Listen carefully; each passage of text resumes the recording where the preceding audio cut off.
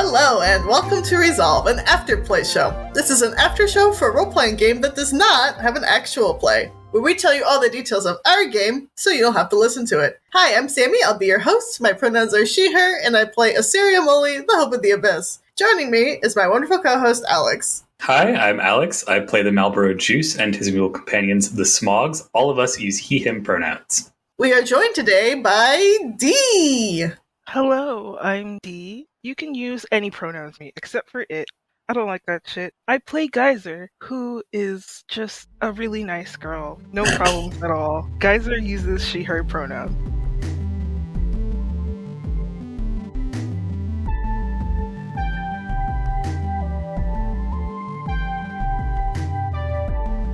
Welcome. Thank you for joining us today. Now that we're all here, Alex, why don't you tell us about the actual play? Previously, in EFFETE, WorldCorps fills Aura in on the presentation they gave in the configuration. Powder in tow, they visit Sierra as he passes. Alrune awaits them, and Terra joins briefly to mourn. Terra tells them about an offensive plan in the configuration in a week, which Tau plans to join. WorldCorps visits Susie in the world of spirit, and she stitches Teddy's felt heart on. Valentine awakens and seems confused about where they had been. The party introduces them to their new home and speaks with Susie and Horsefly. Pony, Geyser, and Smog check in on Umbra in a makeshift military hospital as he sees the troops. Symphonius joins them in playing a revitalizing song. Powder, Assyri, Tau, and Pony head off-planet so that Assyri can undergo the barnacle procedure and they can review the information recovered from Terra's barnacle.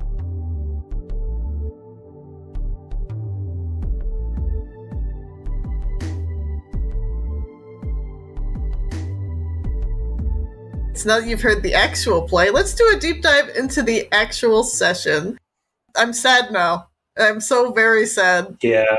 Let's start at the beginning. We're back in the research lab, baby. We connected the last core, the core of assembly, and now we're back, and it's weird. There's a lot of different things that still haven't clicked for me. For example, why was that core not something we needed to return to the Master? Obviously, we don't have access to the World of the Lost or the Master anymore. It's not really the cores that we've returned to the Master. It was the pieces of their organs that were from the shard World of the Lost that were connected to these places. Okay. Yeah, we got the last piece, the brain, here already, and then things were done. Lots of losses very close together. Yeah. Crying, weeping, sobbing. I had to use my therapy skill. Not for the best. There's just so much happening. We're nearing the end. Dan told us, I'm not ready to let it go yet. Me either, my good friend. I'm crying and sobbing as we speak. And gnashing of teeth. Yeah, gnashing, tearing, biting, clawing. I won't let go. I feel ready. Part of it is playing this character, especially being the anachronism. You have to consider other times and things that will happen. So this is me slamming everything into place how I wanted it to be finally, and not necessarily thinking of it as goodbye, because we've already seen so many different points of where Smog is. It's hard to think of expanding too much more on that. Sure. And for me, it's 50-50. I could play a game with you guys forever, and I'm sure we're going to play more games after this. It's just this game just hit real hard for some reason. But on the other hand, out of character, I'm ready to move on. I've accomplished a lot with what I want for Assyri. This campaign has been really, really, really creatively involved for me and emotionally involved for me. It's been the best of what I like about playing tabletop and playing with wall. It's just hyper creative, you know? Yeah. I think more creatively because of you. Aw, thank you. And I do understand and respect the level of drain that comes with it. I still have some art to do for this show, and I am at my edge. I'm still gonna do it. I'm still gonna have fun with it, of course. But I'm right there. So I am excited to move on. And I know Dan has said that he's feeling a little creatively drained from this project. He's excited for it to be done so he can recover and move on to some other things as well. Yeah, probably. We're all at that point where we're you're so invested in it, you love it, but you don't want it to go, but at the same time, it's okay. You've put everything you want into it. Yeah. I'm sure as the GM, just keeping up with all of our hijinks has been real tough on him. This is his first time GMing, right? Yes. Yep. Dan has done such a phenomenal job, not just in session, but being a resource and a support for me personally. My playstyle is I'm fucking winging it, and then the personality traits develop as I play. And Dan has really rolled with my punches. The times where I have that obscure brain fart, I'm like, oh, this is a thing that I can do. Let me talk to Dan. He's like, oh yeah, we can make this happen. We can talk about this. Or he will tell me something about my character. And I'm like, oh, I didn't even know that. Like, I have to do this. Real taxing, especially for his first time. But shout out to Dan. That's my homie. A lot of things are full circle. It feels wrapping up. It feels like tying loose ends. Everything that you want to do, we need to talk about. And we're probably going to go into a little of next session.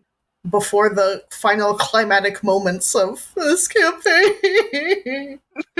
We were literally just talking today about how I feel a lot attached to Geyser as a concept, and also each other's characters too. I never said this part, but it genuinely like makes me so happy when y'all tag me in the channel and you're like, oh, this is Geyser, this is Geyser. Because I'm having fun with Geyser, obviously, and it makes me happy that everyone else is having fun with a character that I made. With a shit ton of help from Sammie and Dan, of course, but this is my baby. This is my baby. Yeah. And that's the great part too, is like it doesn't have to end when the game's over. There's so many tabletop characters I've taken and just like put into novel universe stuff for me. Like you can just keep writing whatever the hell you want with them. I've never done that, and I don't think I want to, because I like to think of my characters as made for the thing they're in. But I definitely think about the movements, the actions that different characters have, the relationships, the responses that influences how I approach other art. Yeah, that's true too. You can take the emotional impact of one thing you did in session and then write or draw or whatever about it elsewhere. Mm-hmm. I love how we're like, let's talk about the session and then immediately metagame stuff. We can kind of skip this Aura scene. Like, we're mostly just telling Aura, you said something, and Aura's like, we didn't really know how that worked. And I don't think there's a ton else that happens in this scene. Yeah, it was basically us just going like, we heard your voice in the void. Do you want to explain that? And Aura's like, I have no idea what the fuck you're talking about. Also, that's some interesting theories that you're drawing, Juice. Juice puts the diagram up on the board. That scene wraps up pretty fast when Powder and Smog enter the scene because other Smog has gone back to the world he needs to protect. I love you, Powder. I know that goes without saying. Whenever Powder enters any scene, I'm just like, oh good, something stupid is about to happen. I'm excited. I'm also a big fan of Powder as well. D, the player, and also Geyser, which I think is very hilarious.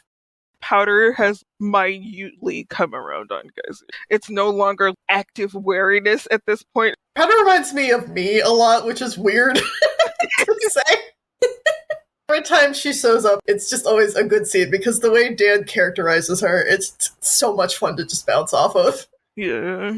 Well, here she comes bounding in, basically prying open the doors, checks in that we've finished what we wanted to do, but seems eager to have people visit Sierra. From happy times to sad times, man. This is the most genuinely upset I've ever been in a game. I had to mute myself for a little bit because I'm like, I didn't want y'all to hear me sounding like it. Oh my A gosh. velociraptor undergoing dehydration. Oh my god. Desiccation, rather. Desiccated velociraptor. I need to incorporate that into my lexicon. I did not expect to become too attached to the NP or even other players' characters, but I became really attached to Sierra, and I did not know when that happened. Everyone's like, okay, we're back, let's go visit Sierra. And Sierra's like, oh, you all made it back, and talks to us, and I'm like, Everybody has, a little mini moment with Sierra, which is really cute, but Geyser just does not say it for the most part. In that moment, I could not. I also think that's fitting for them, too, because it's something Geyser hasn't experienced before, right? They've never had somebody they cared about be lost like that. It's interesting that you thought of it like that, because I think Tao didn't have a ton of engagement with Sierra. I don't think really had a lot to do in that particular scene because of that. And then I was thinking, as Smog has been with this man for a while now. Everyone said, look out for him while we're gone. Any goodbyes that they would have needed to say have already been done. So Smog is just trying to facilitate everyone else in the room. And I think that was a really smart choice for you to just play calming music, because the scene needed to be set a little bit for everyone else who had this moment. Because again, Geyser had that at first sort of antagonistic attitude towards Sierra, literally trying to eat them. And it sort of morphed into a little bit of a mentorship. Asiri did not trust Sierra at all at the beginning. She just thought he was going to use her for some sort of experiment. And now here they are holding hands, a very intimate gesture at the end here. Pony is just sobbing like uncontrollable. Yeah. We were laughing at the time because she just has the most natural comedic timing I've ever heard. Yeah, it was perfect. It also just makes sense for Pony, the character. All of Pony's emotions have been kind of larger than life, even compared to a character like Geyser, who is a little bit more on the bombastic side. Geyser's never like, with her words. It's more like her actions. But Pony, every minute emotion. If she's sad, she's really sad. If she's happy, she's really happy. If she's excited, everything is on fire. I have to act now. It really made sense that Pony was just like losing her shit and everyone's just like relatively quietly grieving. And it provided a little bit of levity to the situation, which I appreciated because I was going through it. Props to Dan.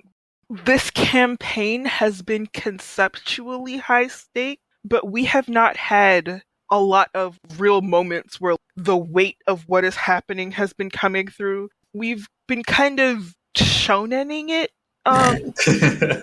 If I was to describe, that's not Dan making the tone, that our characters are just wholly unserious, and so the moon is falling, and everyone's just like, let's just beat people up and do the magic and, power of friendship.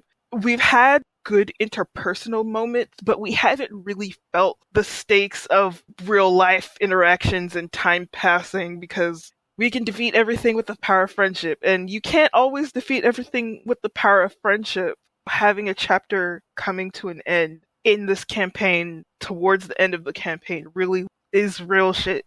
I think you could argue that the stress of the governance might have had something to do with Sierra's failing health towards the end, but realistically it's just the march of time. It's something that nothing that the characters could have done that wouldn't have upset Sierra or upset some sort of natural order would have helped. It's a situation to which gathering all your friends and doing everything you can to stop it doesn't make a lot of sense. Yeah, because he was in his late 80s. He was in arena combat for much of his life, in a war for part of his life. We haven't delved into Sierra's backstory, partially because I know Dan wants to do something with it, but who knows what fucked up shit he's been through, what he's physically done to his body. Of course it's going to give out now.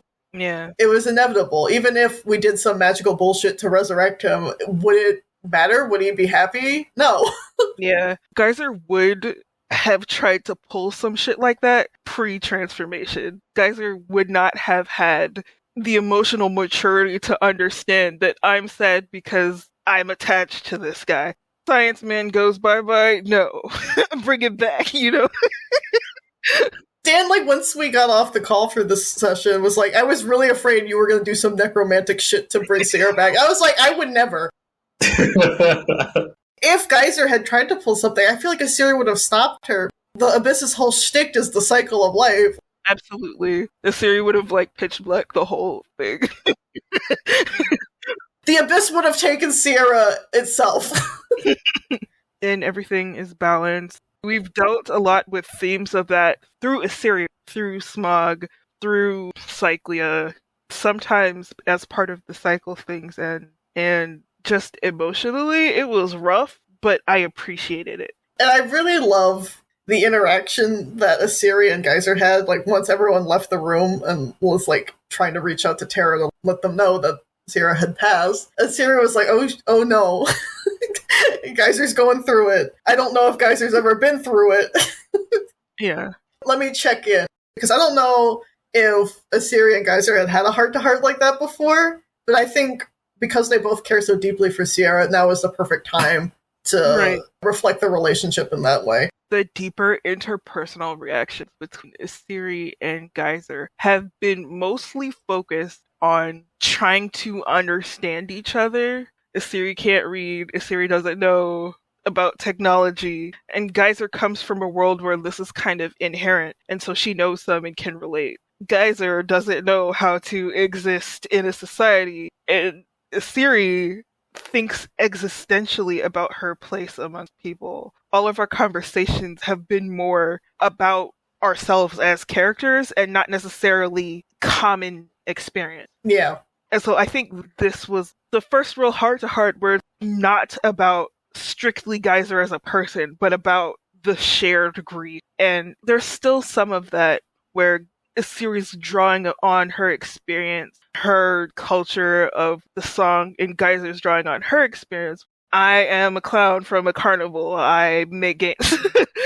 Asiri wakes Geyser up out of shutdown mode, which Geyser at one point just like slides to the floor and everyone's just like, oh, we gotta talk to Terra, we need to make arrangements, we need to do this. Which again is something that baffles me. Like, D as a player about this party, it baffles me because I'm always like, we are moving so fast.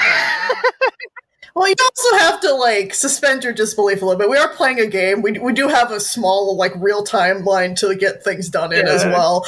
Yeah. So... You also have to consider, like, Smog has been there for quite a while. This version of Smog, Old Man Smog, Alexander Smog.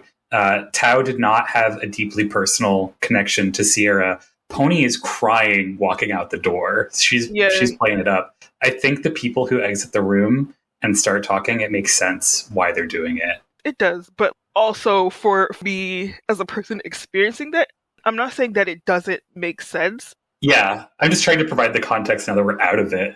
Yeah, in the moment, I'm like, what the fuck? What the fuck? And it does remind me of other moments where I'm like, why is everyone just accepting this? Yeah, and that's one of the reasons why Asiri asked Smog to call Terra. Smog's going to have the mental clarity here. Smog's already prepared for this inevitability. They're going to be able to handle the business side of this. Seeing Geyser slip on the floor, Asiri's like, I need to get on your level. And she literally does. She just lays on the ground in front of, which is hard to do for her. Asiri's like, what, 8? Asiri's 10 feet. 10. Worse. So, there's no comfortable way to bend to get to I like to imagine that you were like leaning on the bed, like your feet against the wall or something, and the series just like wrapped around it. Yeah. I appreciate the series physically getting on Geyser's level. You're not doing so hot. Let's take a moment. Emotionally, for me, it does not go well when I don't process. And I think that's true for a lot of people. There are freaks of nature that can raw dog life and take every punch, keep on trucking, and that's it. Congrats to you're like lucky. Give me some of that can do, you know what.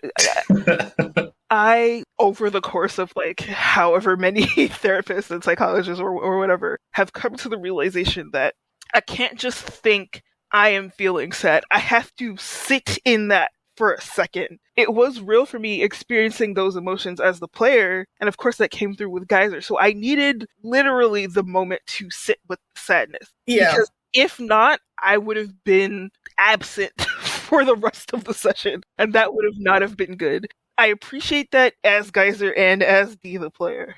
You're welcome. And Asiri's biggest strength / weakness is her ridiculous sense of empathy. She immediately caught on that and needed to help you process that. Because also, in a way, she was helping herself, too. In the deep sea, you don't know who's dead and alive. People just stop showing up for her. So she's never seen one of the people she cares about die before. they're just gone and their memory is left. This was also a jarring experience for her, but at the same time, she has the proxy knowledge of being the Abyss and seeing all sorts of shit die before. She had to combine the, like, supernatural bullshit that you've seen eternity before, but also your very real biological feelings because you're in this body. That conversation was the merging point, and it had the benefit of helping Geyser.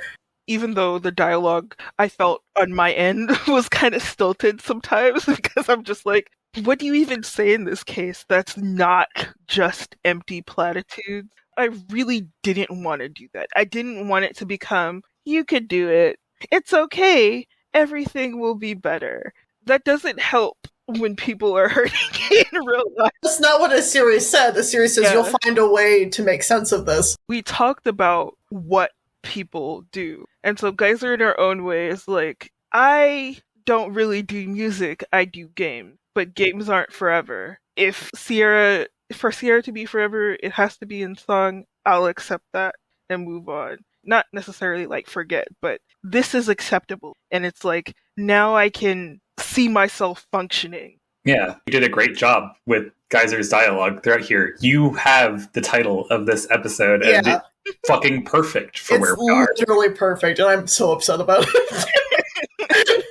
There's so many, like, heavy layers to this. We have someone who, that's what she did. Before this campaign, Geyser pulled Jilly into her world, and her world was a carnival. Geyser's the clown and do silly entertaining tricks, but she was in a carnival. She would have the games, and that's literally Geyser's conception of the world. And while games are entertaining, while games are fun, games can bring people together, it can annoy people, it can do all sorts of stuff, eventually they end. Geyser, on one hand, is accepting that things end even though you like, based on her own background. And then, even though this ended, I can carry it forward still. I can carry the memory still based on what Asiri is gracing her with. There's also this big difference between a song that is generally supposed to stay about the same, at least that phrase, that part that will be repeated, whereas a game, you hope, changes as you keep playing it, unless you're like speedrunning, in which case it kind of becomes more like a song. Yeah. That's fair. I'm glad that it didn't come off awkward dialogue-wise to you, because I was definitely feeling, how do I put what I'm thinking in my head in a way that doesn't feel like I'm trying to preach positivity back to Asiri? You're very successful in that. While Asiri and Geyser are going through it, Smog does call Tara, and Tara, obviously very busy in the middle of something, does not want to come, but then Smog's like, you need to come. And Tara comes into the room as Geyser is speedrunning out. I was considering being very blunt with Smog, but that didn't feel right for the moment that was going on in the other room where we'd just been. In real life, I think you have to consider your audience, figure out where you want to be, but I was thinking a little bit about our entire scene and not just the person I was talking to. Yeah. Like, you should come, and not just saying, hey, your mentor's dead. I mean, that would cause her to come, but like... Yeah. Hey, bestie, guess who's not here anymore? Who you only care about is gone forever. You could have gone either way with that. It would have made sense for Dark Playbook Smog especially. Alexander Smog, not necessarily with a flippant tone, but like a reverent tone. He has passed, he is gone, or something like that. I think that could have gone that way, but I do appreciate like the consideration for like the emotional, not yank us out of that back to shonenifying it. Yeah. Poor Tara. This is gonna be one of her regrets that she wasn't there when he moved on.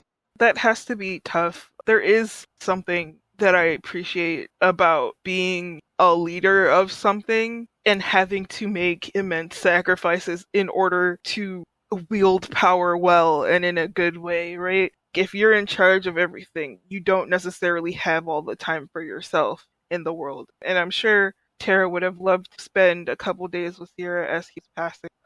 But you're above the whole sequence charter and shit. We still haven't fucking dealt with the governance. There's real heavy things that need to take place. And unfortunately, Tara's the person that has to facilitate it. That was kicking me too, because I'm like, well, Tara was technically available, but I mean, if you think about it, that attack had just happened. She literally still had cuts and bruises and scrapes. It doesn't seem like she would have been able to come all that much earlier. This scene feels right the way it was. I wouldn't have wanted to break into the other players saying their goodbyes and mourning the character with also putting Tara into the scene. Tara had her own moment when she just stood and stared at him silently. That was about all we were going to get from her anyway. I don't know if I would count Tara as a stoic person. I don't think like that's the way that Dan portrayed them, but I feel like Tara has to be strong, and like there's not an other option. Tara does not have the option. Geyser shut down. You have to take the punch and roll with it in this case. Tara definitely gets to choose, I am the captain in this moment, and I am Tara in this moment. And I think having a role like that to lean on is probably helpful for them. They've been to war. They've lost comrades. They've lost brothers in arms. I know they're compartmentalizing in this moment, and I'm sure there's going to be an extra drink or two poured tonight. I was not expecting Tara to come in here and break down. This is not the same bubbly Tara we had in the first campaign. So yeah. I think it's appropriate. Even still, after Tara has their moment with Sierra alone, they come back and address the rest of the party with everything that's been going on and what the plan is going forward. Tao asks about the team that's going into the configuration, because Aura did mention that was the end goal, to either get things finally connected or take out the governance or do both. Tao wants retribution, baby. I love angry Tao. It's so interesting because they've been so much of a people pleaser up until this point. It's fun to see them lash out a little bit. Asir leaves, stating displeasure with Tao's intentions to go fight here. She understands this could be Tao's fight, but she also feels like this isn't Tao's universe, this isn't Tao's fight. However, it's more a commentary on her being a pacifist and wanting to find a way to peacefully solve this if possible. She doesn't think that going in with an aggressive attitude here is the right call, and that's what's frustrating her. I'm gonna be real though, I don't see a real situation in which there's not a fight with the governor. Sure, and I agree with you. However, I'm chaotic as hell, and I would like to always try to do the diplomatic option if I can, although I'm 100% aware this is probably going to go into blows, and Asiri will defend herself and her friends if need be. Not only Tao, but Geyser is still holding on to the harpoon. Yeah. Geyser wants them gone. Out of here. Finito. If they surrendered, Geyser probably would be like, okay, you can go suffer and think on your strategy. But if not, it's chainsaw time, baby. After Asiri takes leave, Smog and Tao do this little like dance where Smog is like, you might have more time to fight them than you're thinking about right now. And Tao thinks this is Smog trying to talk them down. And Smog is like, no, they're probably going to be around for a while and we're going to have more stuff to do. Don't leave it all on the mat here because there's more going on. And if you can help, I didn't see you do that before because you weren't there, but it could be useful. I am curious about what they mean by asking us to lay low for a little bit. Not that we were planning anything bombastic in Sequence Charter, but I want to know why they're worried about us doing something right now. The farther out we get from allies, the more adventurous we are, the more vulnerable that leaves us to the governance popping up and trying to abduct us or something like that again, is my little pet theory. I can see that. It just, the way she said it, like, this isn't an order, but this is a strong recommendation.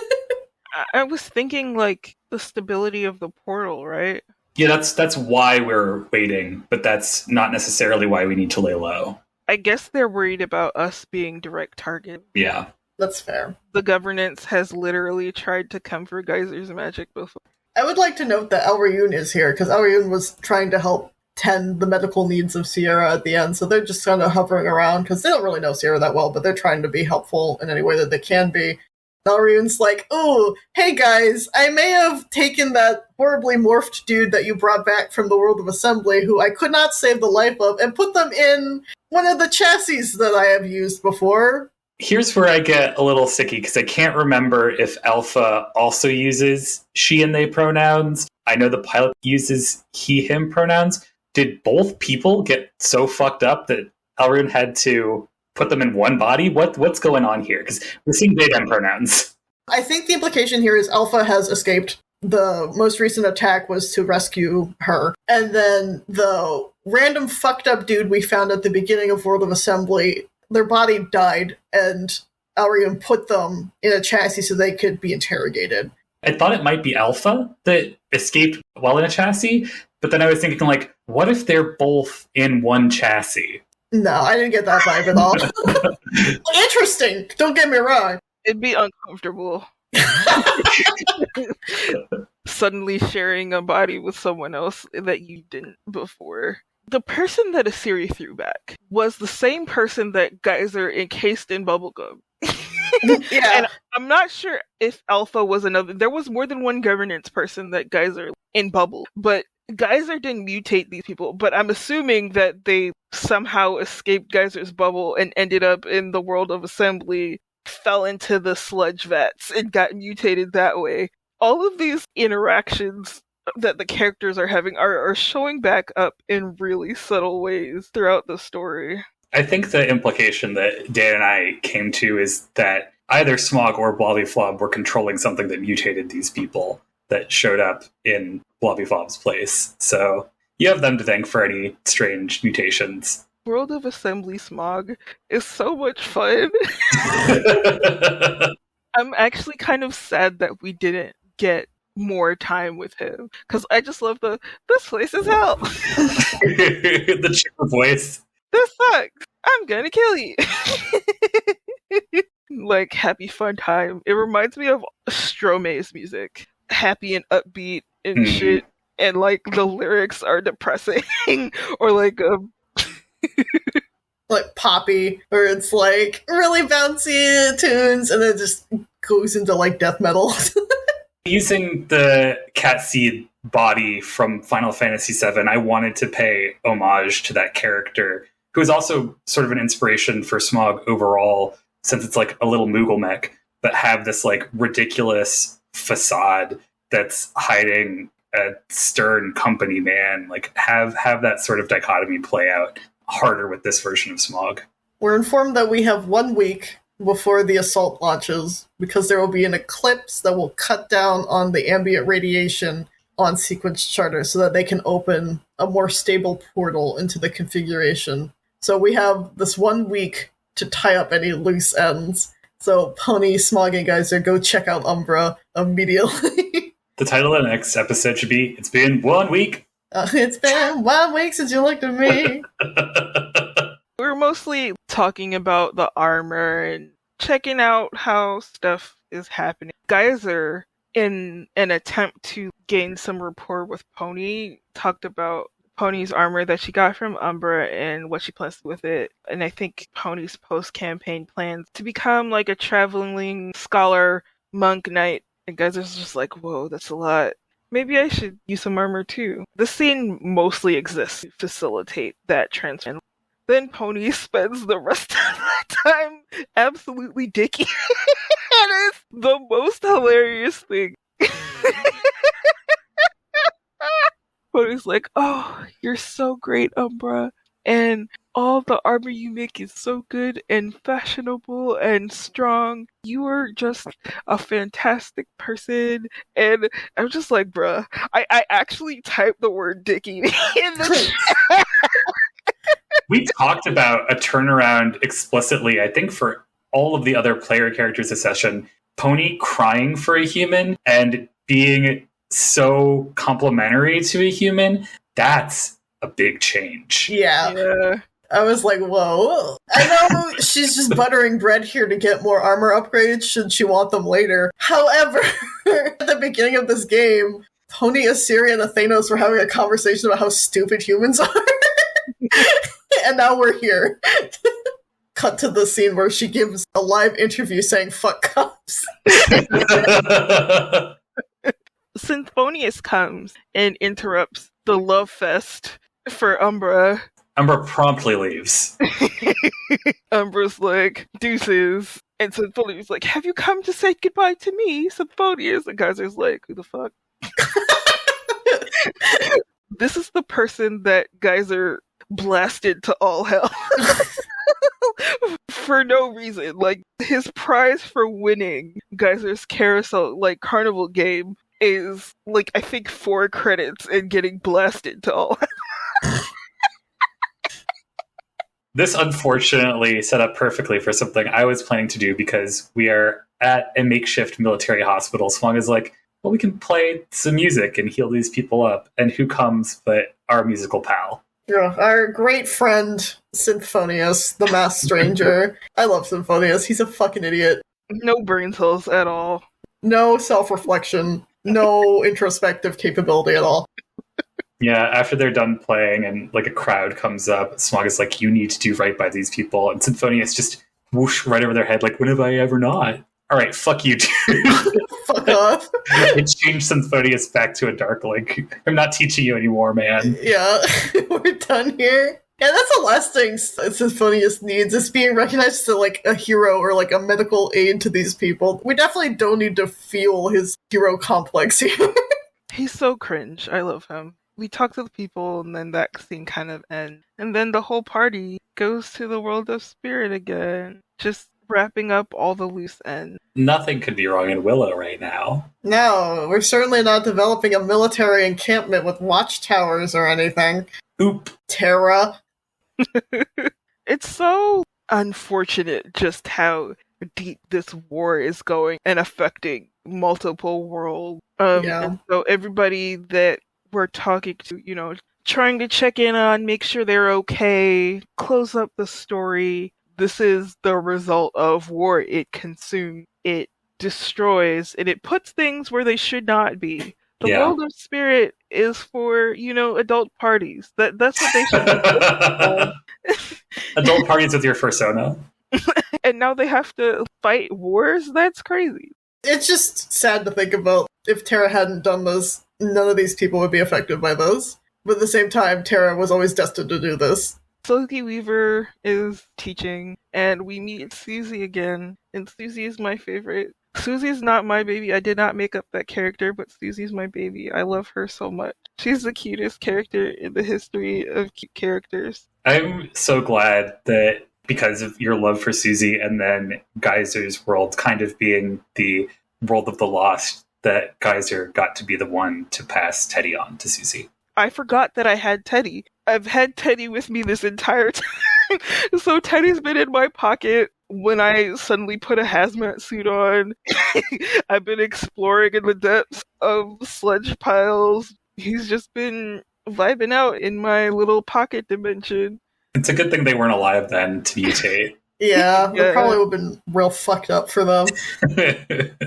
Geyser gives Teddy, but Geyser doesn't know how this works or what to do with the heart. Smog passes over needle and thread because Susie says she does know how to sew. I didn't really think about this beforehand, but Dan mentioned Teddy is about as tall as Susie, so it's pretty interesting to watch her do this. It's a big teddy bear. Have you never been to Build-A-Bear? Come on. But Susie is supposed to be like 12, right? I can't remember.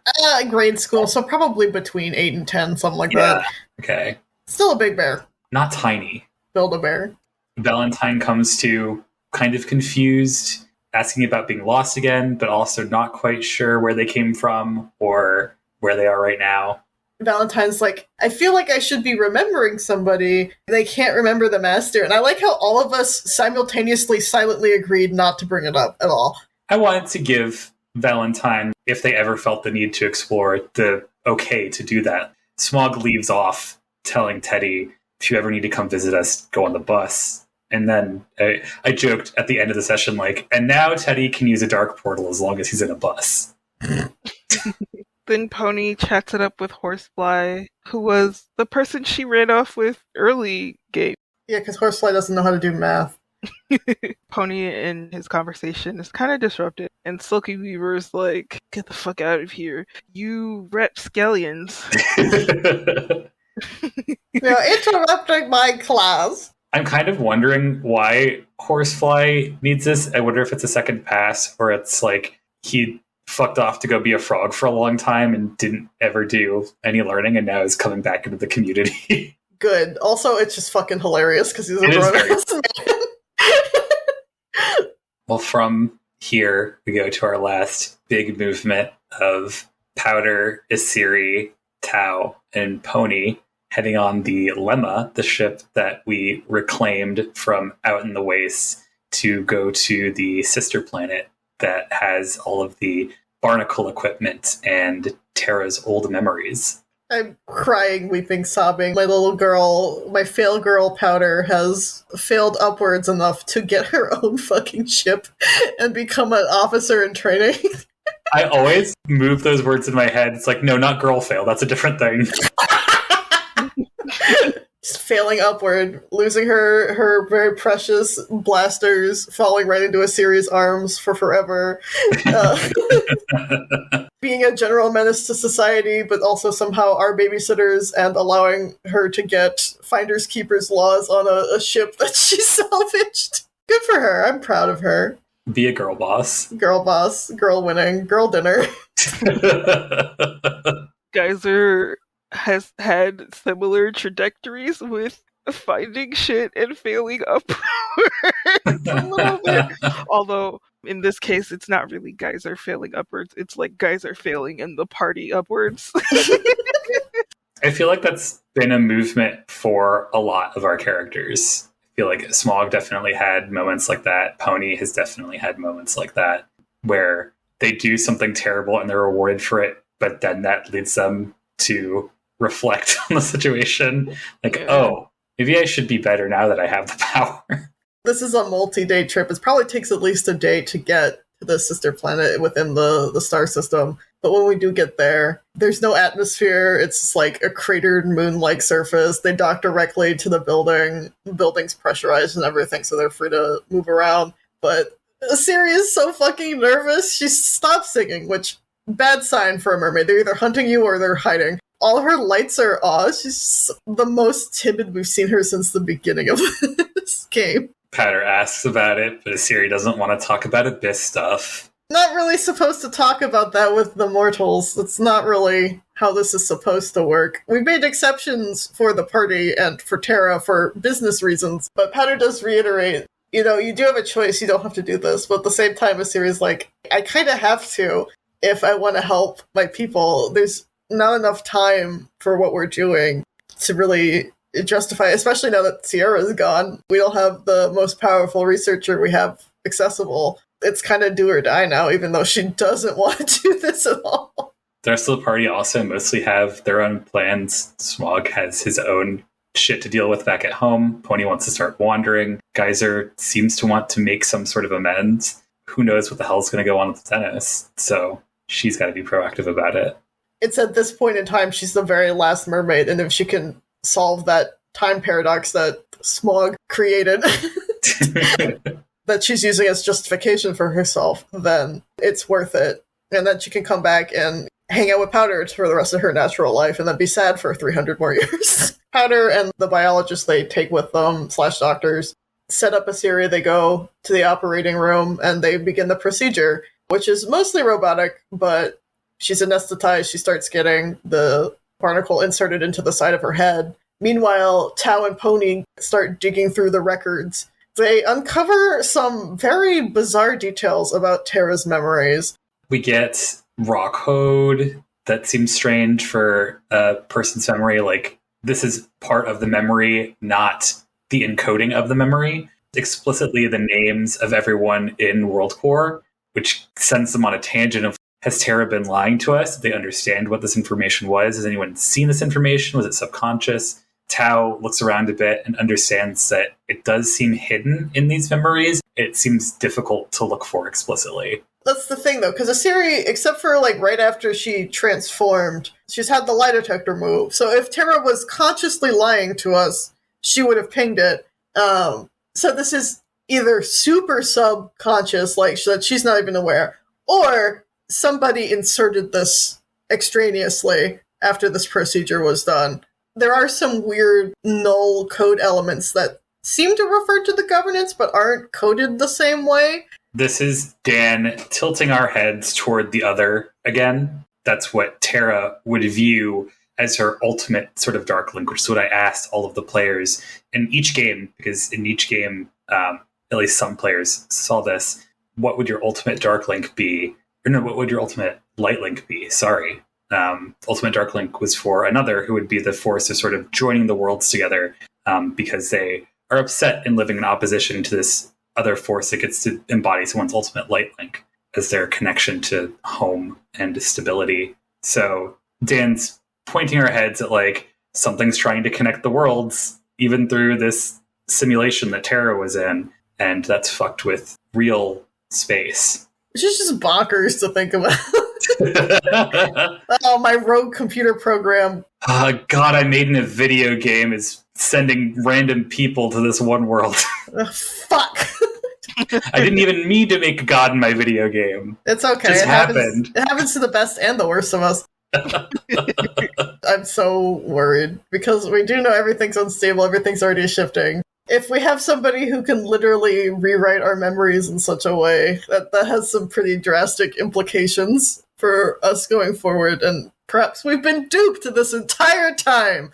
It might not even be a conscious effort to toy with those memories. It might just be part of the act of taking this thing in that isn't supposed to exist but always comes around anyway, has seeded that information there. Oh, Bones, why did you do this? My boy. My sonyan. Because those memories deserve to live on. Exactly. You picked up what I put down with a heavy blast of magic. It is a conclusion that each game came to. Yeah. And everyone was like, the bonds I forged here are worth keeping. Which is funny because I fully expected someone to be like, I hated this. I want to go back to my life. I don't want this. I expected someone to want, but every single player was like, I want my memories. Yeah. That tells me it was a good game. It was like, you know what? Fuck all y'all. I'm leaving. I never want to think you ever again. You know, something bad happened. I'm so scared of what's going to happen next time. Could be our final game episode. I know Dan wants to do an epilogue, but we could be in the home field stretch here. I'm not entirely sure what it's going to look like. This is one of the more hazy spaces for me, so I'm interested. I'm excited. I'm crying. I still hear Gray giving a thumbs up, and you're like in a pile in the corner. What would you have done differently if you could?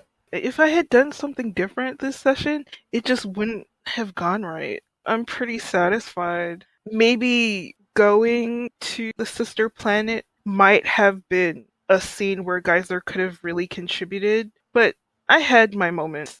I already mentioned possibly handling the conversation with calling Terra differently, but I appreciate what we have already. This is another weird one where it's like we're in sequence charter and choosing exactly what we want to do, so it's hard to think, like, what else could I have done? That's fair. I'm happy with what I did. I did want to have a moment in private with Sierra, like, after he had passed. Siri wanted to have a moment and maybe send them off with a blessing of the abyss. But at the same time, I was like, oh shit, guys, he's on the floor. We need to take care of that as well. So I was like, I'll let this go because I think this is more interesting and more important as well. But all in all, I'm pretty happy. And also sobbing and crying at the same time. So, man, that shit was rough. I feel like I have an emotional hangover. I gotta toughen up. It's okay, you have feelings because you care. Yeah, I know. It's so bad. Never do that again. It is a really strange experience having an NPC I kind of played die at not my hands, my voice. That is weird. But, like, also, it wasn't fully your NPC either. So. Yeah, I didn't play that version of the character. That's true. That Sierra was a girl, right? Yeah.